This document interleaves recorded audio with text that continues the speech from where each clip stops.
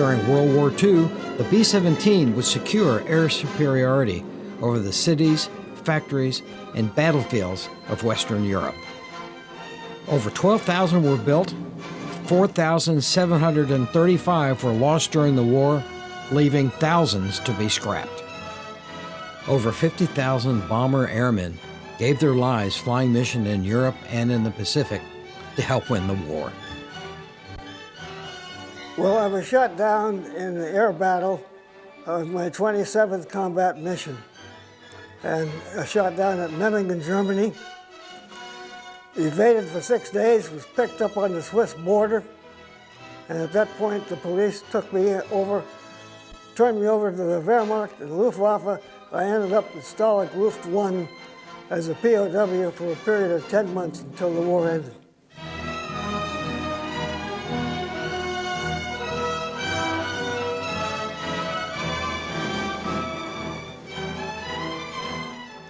What started as a $5 birthday bet has transformed into a $9 million call to action to honor the American spirit.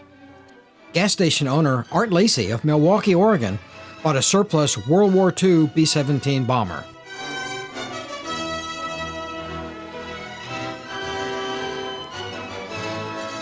So he was familiar with the gasoline business. And so he told one of his friends at this birthday party that he thought he was going to buy a B-17 and put it over a gas station. And his friend said, "What a stupid idea, you could never do that." Well, my dad was the kind of fellow that if you said, no, you can't do something, he was going to prove you wrong till almost the day he passed away.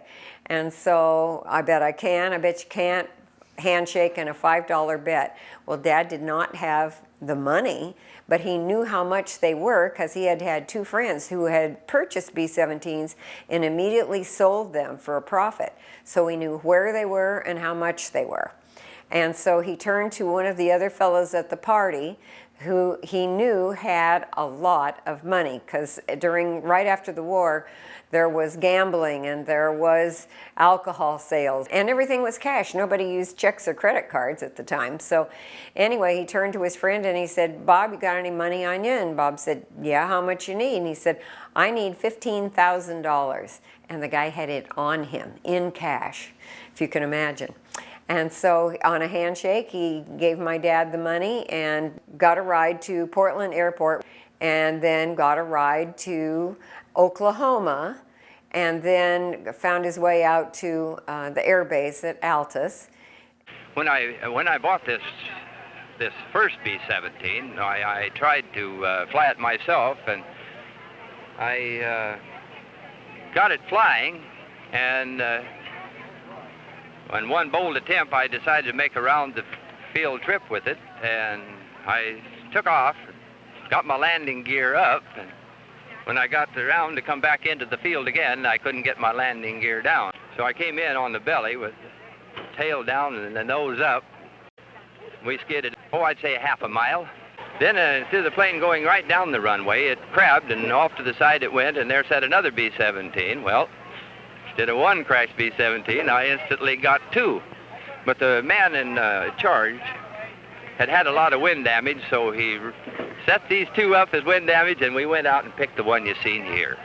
Well, then I got help. I had a couple of boys from Portland come back and fly in with me. I couldn't do her alone. I just couldn't do it. So he had gotten in the gasoline business because somebody had told him after the war, people are going to be wanting to drive, and gasoline won't be rationed anymore, so they're going to need to buy gas, and they're going to need a place to eat, so a cafe would be a good idea. And there's a new concept, it's called a motel, a place for people to stay as they're traveling. So he knew about the gasoline business. They also had suggested to him that you want to be at the top of a hill on the right side going out of town. And the reason for that was that they didn't have fuel pumps like they have now. So a lot of times when you got up on a hill, you weren't going very fast. So here would be an airplane right on your right side, a good place to buy gas. And so that's why he found the property that he did. He had live music. We wore hula skirts sometimes. He had free Coke floats, and we washed windshields, and we ended up having a line of cars that there would probably be 50 or more cars in the line to get into the gas station to buy fuel at a discount, and of course get their windshield washed and get a free Coke float and whatever else there might be to offer. He advanced the business so much that we were doing 30,000 gallons a day in gasoline. That's 3 tanker loads a day, 6 million gallons a year out of this one gas station. He had 24 double pumps, so 48 pumps, and it was super, super busy. He sold more gas than any other station in the United States. I've started working here when I was probably 11 or 12 years old, working in the gas station, the old first location, and we washed windshields on the weekends. My mother and father would bring a couple of us up, and we would work in the gas station, and Art would provide us with dinner, and it was a big deal. My dad used to come to get gas at the service station, and at that time we could get up in the aircraft, and I remember climbing into the pilot seat and playing I was running a bombing mission over Germany. Well, I started out just as a gas pumper, and then I was promoted to a shift manager when I was still in high school. But I enjoyed working for Art. I actually miss working at the gas station. It was fun. I met one of my wives there. I dated several girls that worked there when I was younger. It was fun. I had a lot of fun. So I was really young, and I got to hang around with boys that swore, and Uncle Art that swore, which Art's my uncle. And cars. I loved cars from the minute I was born, and I got to be around cars. So going up in the plane, in the early days, it was all there, and it was really neat and unbelievable that you could go into it and play. And, I mean, all of my friends, we'd ride our bikes up and we'd go up and play in that airplane. So. My first real cognizant memory, it was back in 1967. They were moving the airplane from the former gas station location and to our location where we are now. I remember following my grandfather and my father around an awful lot because there was just a lot of action going on here. By age 8, I was running my own island down at the gas station, and so did all of that, pumping all of it, running all the island stuff. And we go up there and play in it for maybe an hour or so, and then we'd come down out of the plane. And so that was my real connection other than working at the station. And as far as I was concerned, everything was always going to be that way. But time has its way of changing things.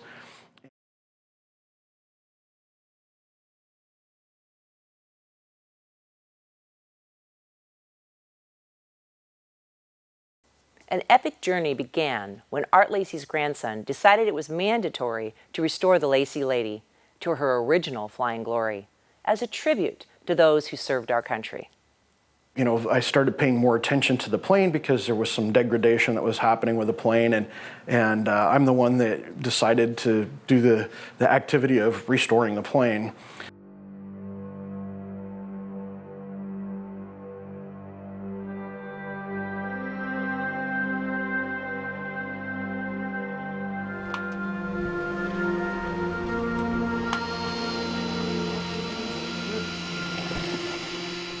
This organization quickly grew beyond the restoration of a B-17 to become the 3-part mission of preservation, education, and inspiration. Under these wings, we preserve American history, we educate generations, we inspire community. We're preserving American history by restoring the B-17 Lacey Lady to flying condition and collecting stories from our World War II veterans. A museum and education center has been opened at the McNary Field in Salem, Oregon, in the restoration hangar. We are inspiring our communities by connecting people, honoring our veterans, encouraging leaders, and providing resources for building friendships as we honor the humble spirit of all the American heroes who served from World War II to the current day, at home and abroad. it's mostly heartwarming for me as a former combat pilot to see the piece of history that's going to be restored when this Lacey bomber actually flies.